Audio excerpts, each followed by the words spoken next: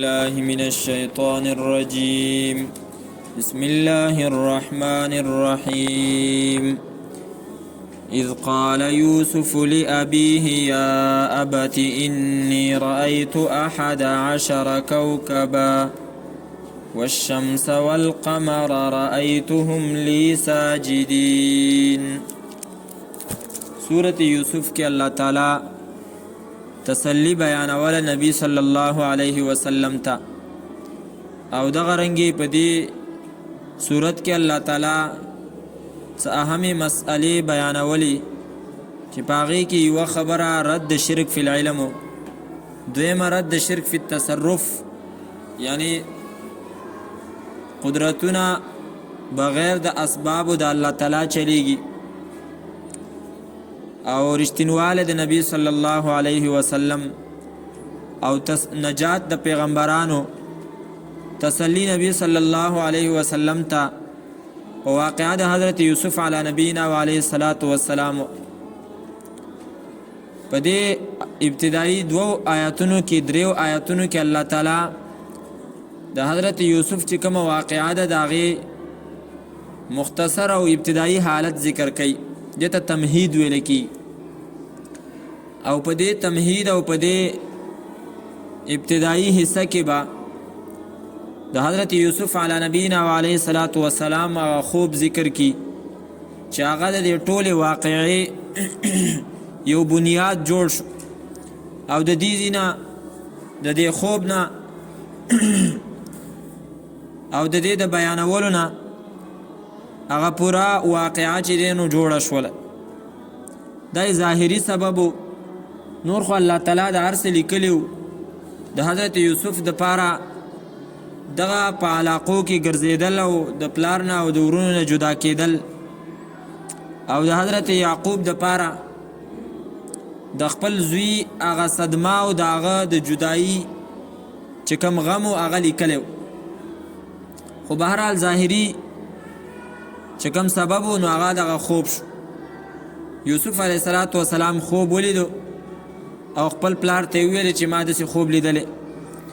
اذ قال یوسف یاد کا وخت کله چې فرمایل حضرت یوسف لابی خپل پلار ته یا ابتی ای بابا انی رأیت 11 کوكبا، یقینا ما لیدلې دي 11 ستوري، والشمس او نور، والقمر او سپوږمۍ، رأیتهم زینما دی لرا یا ما لیدلی دی لی ماتا ساجدین سجده کون کی. اصل کې ساجدین مفعول ثانی دی د رأیتو د پاره، عابده دلته د رأیتو د افعال قلوبونه دی، دو مفعول غواړي، هم ولا مفعول اول او ساجدین مفعول ثانی دی، او د لی چې دی نو دا د ساجدین سره متعلق، دا د هغه مقدم د جاری مجرور په هغه باندې متعلق رستو شوی دی. زینما سجده کون کی لی مات، لکه مونږ چې ویلو اذ قلنا للملائکة اسجدوا لآدم، نو ساجدین لی ما ته سجده کوونکي، لکه څنګه چې الته اسجدوا لآدم متعلق د اسجدو سره چې دی نو هغه رستو، نو دلته هم لی جاری مجرور رستو، لی ما ته ساجدین سجده کوونکي. حضرت یوسف دا خوب ولیدو او په دې خوب کې د درې شیونه لیدلي، سپوږمۍ او نور او ستوري. ښکاره خبره ده 11 ستوري دي، نو دا غینه مراد چې دی نو هغه 11 سرونه دي، او د نور نه مراد هغه پلار دی، او د سپوږمۍ نه مراد مور ده. د پلار د پاره الله تعالی لفظ د نور هغه استعمال کو چې کم په خوب کې حضرت یوسف لیدلو، د مور د پاره سپوږمۍ او د ورونو د پاره ستوري. د خوب ښکاره تعبیرو او په دې باندې چې دینو حضرت یوسف حضرت یعقوب هم پوه شو او تعبیر یې ښکارو، نو د دې وجې نه ورته ویل چې دا د ورونو ته مه بیانوه. خدا درې چې کوم الفاظ ذکر دي په دې کې حکمت څه دی؟ د پلار د پاره نور، ځکه چې د نور کومه رڼا ده نو دغه رڼا د نور خپله اصلي او ذاتي، دا د بل څه شي نه اخیستې نه. دا د حضرت یعقوب د پاره مراد ته هغه دی، ولی ځکه چې د حضرت یعقوب شان او مرتبه هغه د پیغمبري و، نو دا هغه چې کم نیکی وه هغه ذاتي وه، هغه د ګناه نه معصوم، الله تعالی ته معصوم پیدا کړی او استاذ د هغه چې دی نو څوک نه و په انسانانو کې یادوم. نو د هغه رڼا ذاتي وه لکه څنګه چې د نور رڼا ذاتي ده. او سپوږمۍ هغې نه مراد مور وه، او مور ټیک د پیغمبره نه وه خو هغه هم په ولایت په مرتبه د ولایت کې وه، یعنی نیکه زنانه وه، ولیه وه، صالحه پرهیزګاره زنانه وه. نو څنګه چې او د هغې دپاره لفظ د قمر هغه استعمال شو، نو څنګه چې د سپوږمۍ رڼا دا د نور نه اخیستی کېږي او چې کله نور یي نو رڼا د سپوږمۍ نه ښکاري، رڼا کوي خو ښکاري نه. نو دغه رنګې چې کله حضرت یعقوب موجودو نو د هغه مقابل او د هغه مخې ته د هغه د کور والا چې هغه نیکه زنانه وه د هغې پرهیزګاري او د هغې چې کومه تقوا وه هغه نه ښکارېده. ځکه پښتانه وایي چې کله غټ بوټي موجود وي نو د وړو بوټو چې کوم سوری دی هغه نه ښکاري. نو پیغمبر موجود و نو د چا توجه هغې ته نه وه، بل چې څنګه د نور د سپوږمۍ رڼا د نور نه اخیستی شوي، ځکه دا ښکاره خبره ده، د ساینس مشهوره خبره ده چې نور القمر مستفاد من نور الشمس، د سپوږمۍ رڼا دا د نور نه اخیستی شوې، ځکه چې سطحه د سپوږمۍ هغه سپینه ده، چې د سپوږمۍ کومه ځمکه ده هغه سپینه ده. او قانون دا دی د ساینس چې کوم شی سپینی نو هغه رڼا جذب کوي او بیرته راوباسي. او دغه وجه ده چې د سپینو ګاړو ویریټ سی وایي، د هغې وجه هم دا ده چې ګرمایش هغه دننه نه پرېږدي، واپس یې راولي. نور به تاسو خو پوهېږئ. نو د حضرت یعقوب د کور والا چې کومه پرهیزګاري وه نو هغه هم د حضرت یعقوب نه اخیستی شوې وه، ځکه چې پیغمبرو د هغه نه زده کړه کېدله، هغه امت دپاره استاذ و. باقي پاتې شو ورونه، نو هغه ورونه هم نیکان وو، غلطي ترې شوې وه خو نور هغه هم نیکان وو. او د هغو مثال داسې دی لکه څنګه چې ستوري، نو ستوري چې کله سپوږمۍ او نور موجود وي نو د هغې رڼا نه ښکاري. دغه رنګې د بچو مقام او مرتبه کله کله ګوره همیشه نه، کله کله د مور او پلار په موجودګۍ کې نه معلومیږي د هغو مقام، کله کله خو ښکاره شي، ټول خلک یې وپېژني، پلار هم موجودي او زوی هم چې دی نو هغه ټوله دنیا پېژني. نو د هغه مقام او مرتبه د هغو مقام او مرتبه دا د مور او پلار نه وروستو بیا په مصر کې خلکو ته ښکاره شوله چېرې دا خو ښه خلک دي.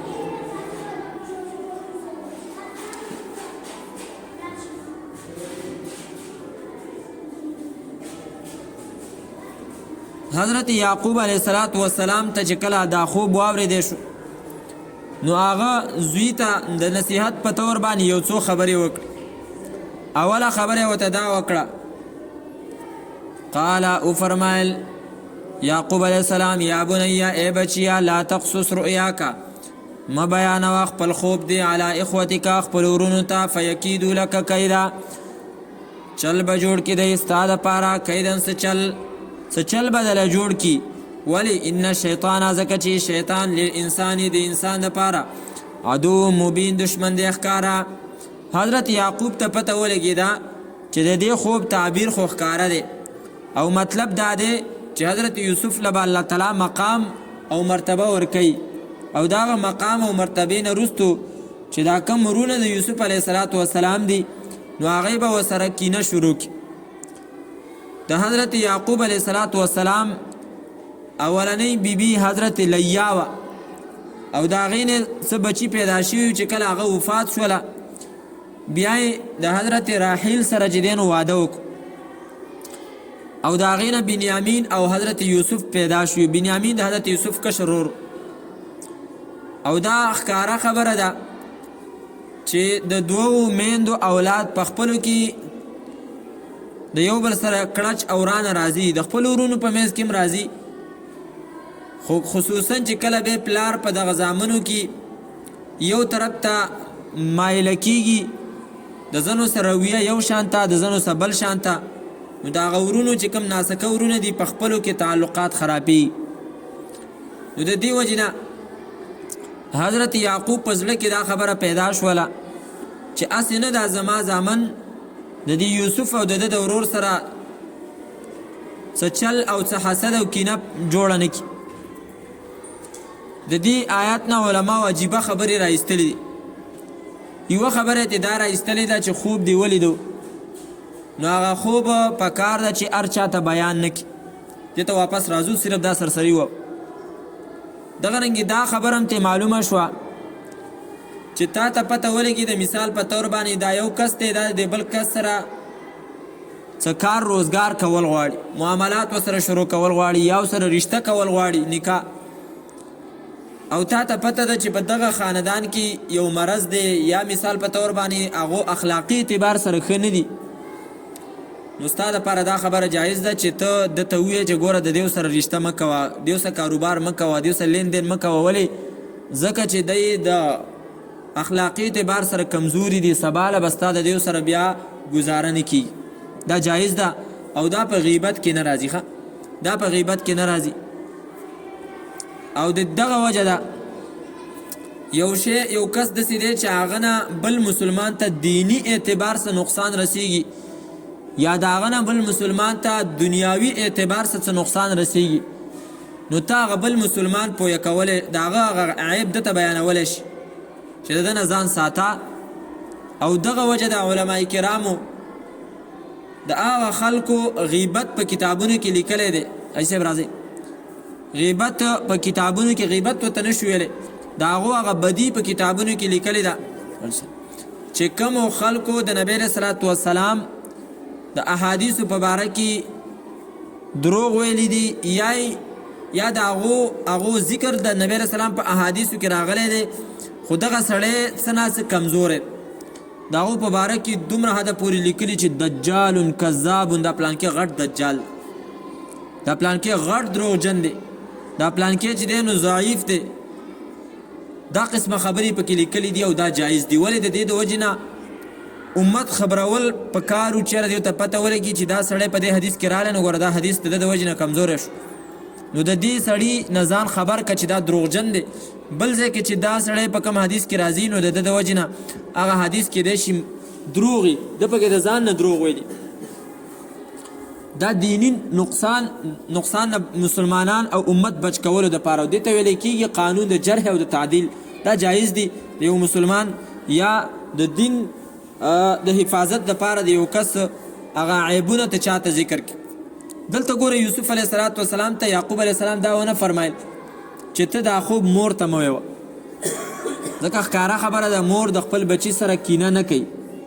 او د دې نه دا خبره معلومه شو، ځینو خلکو دا ویلي چې د یوسف علیه صلات وسلام خپله مور هغه مړه وه، نو دا خبره غلطه ده. که چېرته د یوسف علیه السلام خپله مور مړه وی، نو څنګه چې ناسکه مور ناسکه ورور د بل ورور سره چې دی نو زیاتی کوي او کینه او حسد ورسره کوي، نو دغه رنګې ناسکه مور خو یو سره لا ډېر کوي، هغه د دغه بچو د وجې نه ورسره ډېر چې دی نو کینه ساتي. نو دلته معلومه شوه چې یعقوب علیه صلات وسلام د یوسف علیه صلات وسلام هغه خپله مور ژوندی وه، ځکه د دې خبرې نه منع نه کړو. اوس خوب چې دی نو د هغې په باره کې یو څو خبرې تاسو واورئ. تا ښه خوب ولیدو، هغې باره کې به څه کې، او داسې خوب دې ولیدو چې هغه د پریشانۍ والا و، هغې سره به څه کې. که چېرته خوب داسې چې هغه ښه خوب وي او په هغې ته خوشحالېږي، نو په کار ده چې ته د هغې نه وروستو د الله تعالی حمد او ثنا بیانه کړي. یوه خبر. او دویمه خبره دا چې وحدث بها، دغه خوب ته به بیان که چاته یې بیانولی شي. تا په خوب کې نبی علیه صلات وسلام ولیدو، نو ښه خوب دی، نبی علیه صلات وسلام تا ته چې دی نو مبارکي د یو شي درکړې ده، یا د بل ښه خوب ولیدو چې په هغې باندې ته خوشحاله شي. کله کله سړي ته پته ولګي چېرې دا خوب ښه خوب دی، نو هغه بیانولی شي. خو که چېرته دې داسې خوب ولیدو چې هغه خوب باندې ته پریشانه کېدې نو دغه خوب سره بیا ته څه نو د هغې په باره کې 3 خبرې دي. یوه خبره خو دا ده چې داسې خوب نه وروستو ته بیا اعوذ بالله وایه، اعوذ بالله من الشیطان الرجیم ومن شر هذه الرؤیا. د الله پناه غواړم د شیطان رټلی شوي نه او د دې خوب نه، د دې خوب د شر نه. یو کار. دویم کار به دا وکړي چې چپ طرف ته به لاړې توکي معمولي غونته کې. او دریم خبره دا ده چې کله ته رایښ شوي په دغه وخت کې نو په کار ده چې ته ډډه بدله کړي، په بل طرف باندې راواوړي. او دا حدیث کې راځي حضرت جابر رضی الله تعالی عنه دغسې چې دی نو ذکر کړي دي. یوه خبره ده چې هغه به تاسو موریدلی چېرې دا خوبه دا د نبوت 46 حصه ده، 46 حصه ده. نو د هغې څه مطلب دی؟ د هغې مطلب دا دی چې نبی علیه صلات وسلام د خپل نبوت چې څونه زمانه ده 23 کاله د هغې ابتدایي چې کوم 6 میاشتې وي هغه رښتیني خوبونه به لیدل. نو دغه 23 کاله چې تقسیم کړي نو دا څو میاشتې راځي؟ تقریبا چې څو میاشتې راځي؟ حساب پرې وکړه. 46 نه په منځ چې 2 تقسیم کړي 46 شو که نه په منځ چې 2 تقسیم کړي 46 شو. نو دا 46 وایسو ته ځکه وایي چې 6 میاشتې نبی علیه صلات وسلام اول خوبونه لیدل چې هغه رښتیني خوبونه، نو ځکه ورته وایي چې دا د نبوت 46 حصه ده، مطلب رښتیا خوبونه چې دی نو دا د نبوت 46 حصه ده. ځینې علماو دا خبره ذکر کړې چې خوب انتهایی باریک شی دی، بل چاته به نه بیانې. که بیان دی کو نو فورا هغه چې څنګه د هغه تعبیر درکو بس هغسې به کیږي. خو دا خبره لږه کمزورې ده. وروستو هغه د بادشاه هغه خوب راځي چې بادشاه خوب لیدلی او بیان یې کو، یو خلکو ته هسې ګډ وډ خوب دی. نو یو کس ورته ویل ورېږه زما یو ملګری په جیل کې شته دی، یوسف علیه السلام خواته ځمه او هغه به ته د خوب دا تعبیر راکړي. نو هغه بیا وروسته یوسف علیه السلام چې څنګه تعبیر ورکړو هغسې و. اولنو خلکو یې تعبیر یو شان ته ورکړی خو د هغې د وجې نه خوب خراب نه شو.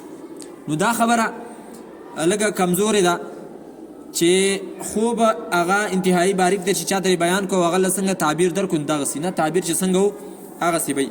البته که ته په تعبیر باندې نه پوهېدلې نو بیا د هغه خوب صحیح تعبیر وویوه، ځان نه وله غلط تعبیر مه ویوه، صحیح تعبیر وله ویوه چې کیدی شي داسې تعبیري. قال یا بنی او فرمایل حضرت یعقوب ای بچیا لا تقصص مبیانوا رؤیاکا خپل خوب علی اخوتکا خپل ورونو ته فیکیدو لک کیدا چل به جوړ کړي هغې ستا دپاره څه چل. ان الشیطان یقینا شیطان للانسان د انسان دپاره عدو مبین دشمن دی ښکاره. وکذلک او دغه رنګې یجتبیکا غوره کوي تا لره ربک ربستا ویعلمک او ښایي تا ته من تاویل الاحادیث د تعبیر د خوبونو نه. حضرت یعقوب علیه السلام وسلام ته کیدی شي د وحی په ذریعه الله تعالی دا خبره ښودلې وه چې تا ته الله تعالی د خوبونو تعبیر درښایي او تا به الله تعالی چې دی نو پیغمبر جوړی. ویتم نعمته او پوره کوي خپل نعمت چې هغه نعمت د نبوت او د پیغمبرۍ دی علیک په تا باندې وعلى آل یعقوب او په آل د یعقوب علیه السلام باندې په اولاد د یعقوب علیه السلام باندې کما اتمها لکه څنګه چې پوره کړی ده علی ابویکا په مور په نیکونو ستا باندې من قبل مخکې د دې نه ابراهیم چې هغه ابراهیم علیه السلام دی او اسحاق علیه السلام دی. ان ربک یقینا رب ستا علیم پوه دی حکیم حکمت والا دی.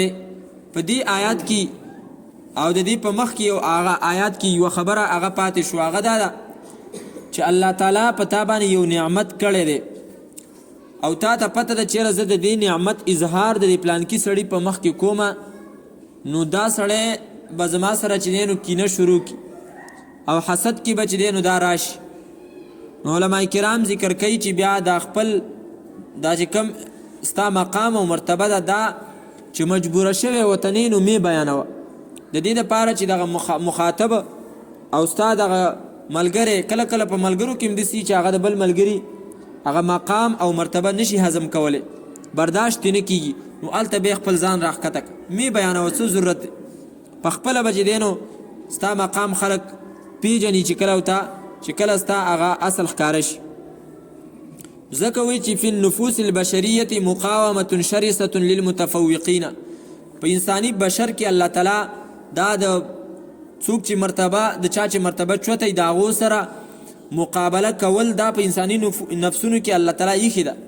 نو ځکه وایي لا تظهر تفوقک الا عندما تكون مضطرا، خپل اوچتوالی مه ښکاره کوه څو پورې چې ته هغې ته محتاجه شوی نه. چې کله مجبوره شوې بیا یې دغه که د الله تعالی نه بیا پناه د الله تعالی غواړه چې څوک د سکینه ونکړي. څنګه به پناه غواړي؟ ستا مال دی خامخا ښکاره کېږي، ستا بچي دی خامخا ښکاره کېږي، تا یو مقام دی هغه خامخا ښکاره کېږي. نو بیا د هغې نه د بچ کېدو د خلکو د حسد نه د بچ کېدو دغه صورت دی چې ومن شر حاسد اذا حسد. یا الله ستا پناه غواړم د شر د کینه کوونکي نه چې کله هغه کینه شروع کړي. او دا کینه دومره خطرناک شی دی چې دا تباهي راولي، تباهي کورونه ورانوي. لقد كان في يوسف آیت کې و مسله ده هغه بیانو اول اذان وکړي.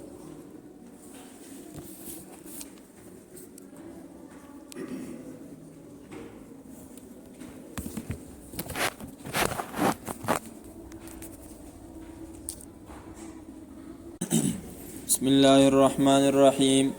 وكذلك يجتبيك ربك. یو مسئله په دې صورت کې هغه دا د الله تعالی د طرف نه غوره کول. ځینې خلک الله تعالی د ځان دپاره غوره کړي دي. دلته خو حضرت یعقوب په خوله باندې د حضرت یوسف دپاره دا وویلی شو چې الله تعالی ته د ځان دپاره غوره کړی. دغه رنګې ځینې انسانان الله تعالی د ځان دپاره غوره کړي. په هغې کې یو حضرت موسی علیه السلام ټول انبیاء الله غوره کړي دي، خو غټ غټ ترې راخلو. حضرت موسی علیه السلام په باره کې الله تعالی سورت طه کې فرمایي وانا اخترتک فاستمع لما یوحى، ته ما د ځان دپاره غوره کړی. واصطنعتک لنفسي، د ځان دپاره ته ما چون کړی. دغه رنګې الله تعالی حضرت ابراهیم علیه السلام غوره کړی. واتخذ الله ابراهیم خلیلا، الله تعالی حضرت ابراهیم نیولی په دوستۍ سره. سورة النساء 125 کې راځي. او دغه رنګې د حضرت آدم په باره کې الله تعالی فرمایي سورة آل عمران 33 ان الله اصطفى آدم، یقینا الله تعالی غوره کړی حضرت آدم و نوحا او حضرت نوح و آل ابراهیم او اولاد د ابراهیم علیه السلام. په دې کې دا ټول رال حضرت یعقوب، اسحاق، حضرت یوسف او داغه په اولاد کې بیا حضرت موسی علیه السلام و آل ابراهیم و آل عمران علی العالمین. دغه رنګې ټول نیکان بندگان الله تعالی غوره کړي دي. لکه سورت صافات آخره کې الله تعالی فرمایي وسلام علی عباده الذین اصطفى، په هغه بندگانو د الله تعالی دی سلامي چې هغه الله تعالی غوره کړي نیکان بندگان. حضرت مریم الله تعالی غوره کړي وای یا مریم ان الله اصطفاکی، اے مریم الله تعالی ته غوره کړي. د نبی علیہ الصلوۃ والسلام ملګری الله تعالی غوره کړیو. لکه دغه آیات د سورۃ صافات آخری پاغي کې الله تعالی فرمایي وسلام علی عباده الذین اصطفى. نو هغه بندگان چې الله غوره کړي وي د دې نه مراد امام ابن کثیر سے فرمایي هم اصحاب محمد علیه الصلاۃ والسلام اصطفاهم الله تعالی لنبیه. دا د نبی علیہ السلام صحابه کرامو چې الله تعالی د نبی علیہ السلام د پاره غوره کړي. او حدیث کې مرازی نبی علیہ الصلوۃ والسلام فرمای ان الله اختارنی، یقینا الله تعالی ز غوره کړی ما واختار لی اصحابی، او زما د پاره زما صحابه غوره کړی. فجعلهم اصهاری و انسابی، زما اسخرګنی زما زمان الله تعالی پاغو کې جوړ کړی. بیا اوږد حدیث ته په اخره کې نبی علیہ السلام فرمایي چې داس یو قوم براش اخره زمانه کې چې زما په صحابه او په سر بر ردی بدی وای. او بیا او فرمایل الا فلا تناکحوهم، دسی کسان د دیو سره چرته نکاحګانې ونک. الا فلا تنکحوا الیهم، خپل جنکی په نکاح دی ولور نکي، دا شیعگان نجس. دغه رنګي الا فلا تصلوا علیهم، چې مردار شي مړ شي جنازه ولا مکو.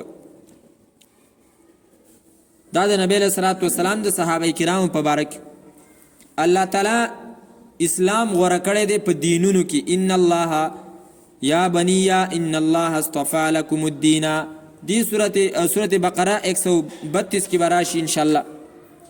دا رنګي ماسپخیمی درس کې مونږ ویلې چې الله تعالی د خپل کتاب د پاره 3 قسمه خلق غوړه کړی دی چې پاغي کې نیکان دي چې داغو نیکی ډېری دي، پاغو کې هغه خلق دي چې نیکی او ګناهونه یو شانته دي، پاغو کې هغه خلق دي چې هغه په ځان ظلم کوي، نیکی کمی دي او ګناهونه ډېر دي.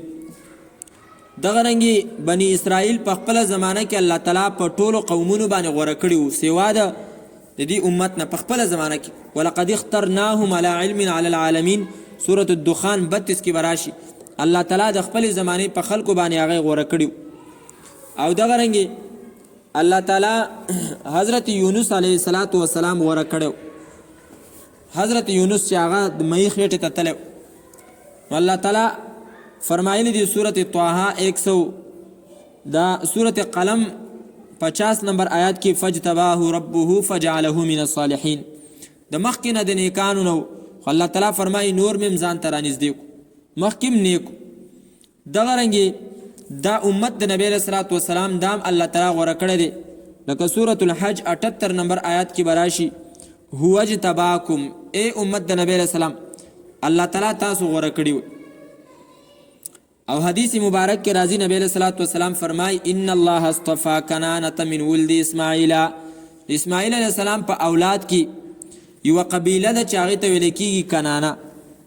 کنانه تاسو یاد کړئ وکنه په دغه کې د نبی علیہ السلام چې کوم نسب نامه محمد ابن عبد الله ابن عبد المطلب ابن هاشم ابن عبد مناف ابن قصي ابن كلاب ابن مرة ابن كعب ابن لؤي ابن غالب ابن فهر ابن مالک ابن خزیمه ابن مدرکه ابن کنانا ابن مدرکه. دغه کنانا د حضرت اسماعیل په اولاد کې یو قبیله الله تعالی هغه غوړه کړل د اسماعیل علیه السلام د اولاد نه. واصطفى قریش من کنانت د کنانا په اولاد کې الله تعالی قریش غوړه کړ. واصطفى من قریش بني هاشم د قریشو نه بنو هاشم غوړه کړل. واصطفاني من بني هاشم نبی علیہ السلام او فرمایل د بنو هاشم نه الله تعالی ز غوړه کړ. نو دا د الله تعالی انتخاب دی. دلته د حضرت یوسف تذکره وشو چې هغه الله تعالی غوړه کړو. لقد كان في يوسف واخوته آيات للسائلين. د دې ځینې واقعات تفصیلی د حضرت یوسف شروع کیږي او په دې کې مختلف مقامات دي، تقریبا 12 مقام دي. په دې اولنی مقام کې د حضرت یوسف د ورونو چل ذکر کوي د خپل پلار سره څنګه چل والی جوړ کړو چې د حضرت یوسف د دنه جدا کو مړی کو. دغه رنګي په دې مقام کې با د حضرت یوسف په کوی کې پاتې کېدل 3 ورځې هغه ذکر شي او د ورونو حضرت یعقوب خواته راتلل په جړا سره او دغه رنګي په دروغو سور کړی شوي کمیس هغه به چې دی نو راوړي په د هغې تذکره بدلته وشي. لقد كان في يوسف خامخاو په تاقی سره په باره د یوسف علیه السلام کې و اخوته او په باره د ورونو داغه کې آیات النخې د قدرت د الله تعالی للسائلین لپاره د تپوس کوونکو. څه مطلب د هغو په باره د پاغو کې د تپوس کوونکو لپاره چې دی نو نښې د قدرت د الله تعالی. سائلین تپوس کوونکي دا د مکی والو یا دا تپوس کوونکي نور یهودو چې هغه مکی والو ته ویلو چې تاسو د نبی رسول الله نه تاسو کې کته پر اشتیا پیغمبري نو موږ ته دا ویوا چې دا هغه کنعان د باندونه حضرت یوسف علیه السلام مصر ته څنګه رات. نو دا آیتونه رالل او په دې کې الله تعالی او فرمایل چې دا د هغه لپاره په دې کې چې دینو قدرت ته چوغره یو داسې پیغمبر چې هغه څه نه دی لوستلی او هغه قصه داسې بیانوي لکه څنګه چې د دیو په تورات کې لیکل شوی ده. نو وی معنی کنه معلومه شو حق پیغمبر دی. د یوسف علیه السلام ورونه علماء د هغې نومونه هم لیکلي دي خو څه خاص فایده پکې نشته. ما دا لیکلي دي روبیل او شمعون او لاوی او یهوذا دغه نومونه دي. حضرت یوسف او بنیامین خو موږ پیژنو. اذ قالوا ليوسف واخوه احب الى ابينا منا ونحن عصبه. نور نخي د قدرت د الله تعالی په دې کې شته دی. هغه قدرت پکې یو دا دی چې چام کې نه کړی د بل چا سره نو داغه انجام صحیح نه دی راوتی او چام چې په ګناه کې د شهوت د نه استعمالولو په باره کې صبر کړی دی او خپل شهوت غلط نه استعمال کړي نو هغه الله تعالی کوم مقام ته رسولی دی لکه څنګه چې حضرت یوسف هغه د بادشاهۍ تخت ته ورسېدو او دغه رنګې چې چا هم صبر کړی دی نو د صبر انجام هغه ښیي پښتو اردو کې وایي صبر کا پل میٹھا ہوتا ہے نو حضرت یعقوب صبر وکړو وګوره آخره کې ملاقات وشو الله ولا نظر چې نو واپس ورکو خو په دې دونه 40 کاله کې هغه فریاد نه دی کړی دا ډېر ګرانه خبره ده زمونږ په زړونو کې اکثر چې کله څه مشکل مصیبت راشي نو که نور څه نه نو په زړونو کې خو همدا شکونه راځي که نه او کله کله د الله نه ګیلې راځي او که نور څه نه که نه نو زړه کې خو شیطان پټ پټ دا وایي چې مړه څه دې راسه وکړي زه اوس تا را چې دی نو تهجد ته هم پاسم او زه چې دی نو جمع مونځ هم وکړم دا ټول شیطاني وسوسې دي چا په ذهن کې چې دا راځي نو مطلب دا چې دا مسلمان دی د مخکې نه ایمان و ځکه خو شیطان ته موقع میلاو شوه چې هلکه اوس د الله تعالی پرېږده او چې څومره سیکولر خلک دي دی خو هسې هم د دین نه مخکې نه لري خو دا چې کوم ګمراهه کېږي پکې سیکولر دی ویل زما پلار په ځوانۍ کې مړو او بس زه ایسته سیکولر شوم مړی دا الله زموږ څه زیاتی کوي څوک وایي زما چې کوم دی نو په پلانکیزي کې رشتې ته اراده وه رشته ونه شوه ایسته سیکولر شوم ما چې مړه بس سیکولر شه د هر څه پرېږده بس ښځې به تاسې حلالي جایز به نو دا د شیطان وسوسې دي اذ قالو کله چې ویل دی لیوسف خامخا یوسف علیه الصلاة والسلام و اخوه او ورور د احبو ډیر محبوب دی الی ابینا زمونږ پلار ته منا زمونږ نه و نحن عصبة او حال دا دی چې مونږ خو ډلې وو دیو دا خبره ناشنا وګڼله د حضرت یعقوب مینه د حضرت یوسف سره او د هغه د ورور سره ولې ډیره ده د دیو په ذهن کې دا وه چې ټوله خرچه مونږ برداشت کوو د کور او هر څه چې دی نو کور ته مونږ راوړو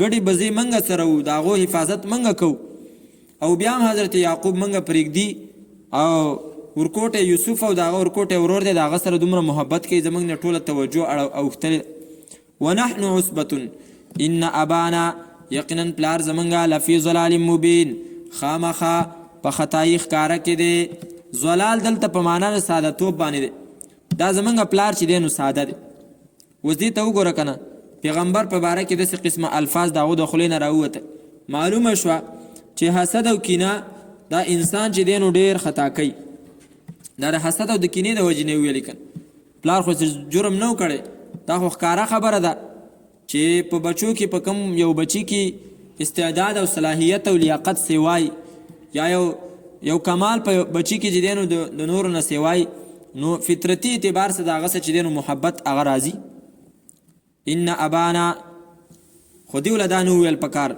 چې زمونږ پلار په ساده توب کې دی ان ابانا یقینا پلار زمونږ لفی ضلال مبین خامخا په ساده توب ښکاره کې دی اقتلوا یوسف ووژنئ تاسو یوسف او اطرحوه یا وغورځوئ دلره ارضن داسې ځمکې ته ارضن یوې ځمکې ته چې هغه لري یخلو لکم نو خالي به شي ستاسو دپاره وجه ابیکم مخ د پلار ستاسو وتکونو او شی به تاسو من بعده وروستو د دې نه قوما یو داسې قوم صالحین چې هغوی نیکاني دی آیات کریمه کې دا مسله معلومه شوه چې د یوسف علیه الصلاة والسلام ورونه هغه د یوسف علیه الصلاة والسلام قتل ته چې دی نو څه شو تیار شو دی د قتل ته ولې تیار شو دا د حسد او د کینې د وجې معلومه شوه چې کله کله حسد او کینه سړی د پلار ګستاخۍ ته رسوي او کله کله د چا د یینې تویولو حد ته هم رسوي او اکثر داسې کیږي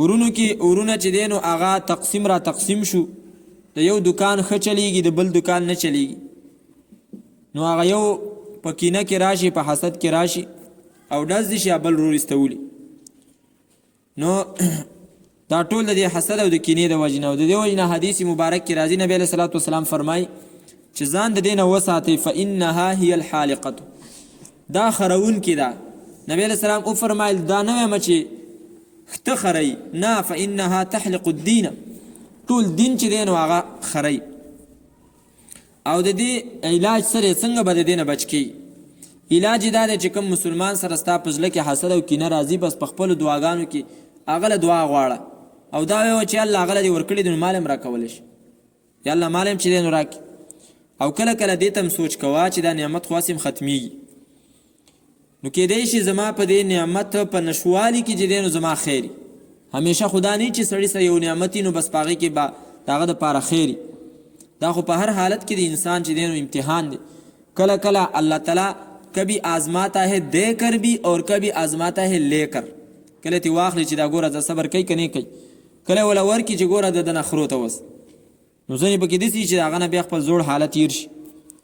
او بیا دیو دا خبره وکړه چې یاره اوس یې مړ کوي، د یوسف علیه السلام اوس مړ کوي او بیا به توبه وباسو، وروسته به چې دی نو بیا نیکان بزرګان شو، ځان سره مسواک هم ګرځو مخکې جب کې پاخه نیکان به شو. د دې نه دا معلومه شوه چې د مخکې نه ستا دا ته پته چې دا ګناه کوم وروسته به ترې توبه وباسم، نو دا ډبله ګناه ده. یو خو سړی دا ګناه کوي پته ورته نه چېره زه وروسته به توبه وباسم، نه بس ګناه دې ایسته وشي. یو دا ده چې سړی ښه ورته پته چې ګناه ده او بیا وایي زه ورګې دا ګناه کومه او د دې نه وروسته بیا غټه توبه وباسم. اوس دې ته ګوره د دې نه وروسته دی دا ګناه کړې ده که نه، یوسف علیه السلام یې کوی ته اچولی دی، خو په یو ځای کې الله تعالی د دې دا توبې تذکره نه ده کړې. ولې؟ ځکه چې د دې نیت خراب. یو طرف ته دلته وګوره ځان دپاره هسې دې خبرې ته وګوره که نه، حضرت یوسف هغه نه معاف کوي او ځان دپاره څه وایي چې موږ به د دې قتل نه وروسته څه شو؟ نیکان به شو. ځان چې دی نو هغې نیکۍ ته ورسو، قتل یې وکړو او بیا وایي موږ به څه شو؟ نیکان شو. او بل طرف ته یوسف علیه السلام څه چل کړی، څه ګناه یې کړې ده چې هغه ته تاسو دومره غوسې وئ چې د هغه قتل ته تاسو تیار یو. دا صرف د دې د وجې نه چې کله د ګناه هغه سوچ په انسان غالبه شي نو بیا پې دغه هر څه کوي. اقتلوا ووژنئ تاسو یوسف علیه السلام لره او اطرحوه یا وغورځوئ د لره ارضن یوې ځمکې ته یخلو لکم خالی به شي ستاسو دپاره وجه ابیکم مخ د پلار ستاسو وتکونو او شی به تاسو من بعده وروسته د دې نه قوما داسې قوم صالحین چې هغوی به نیکاني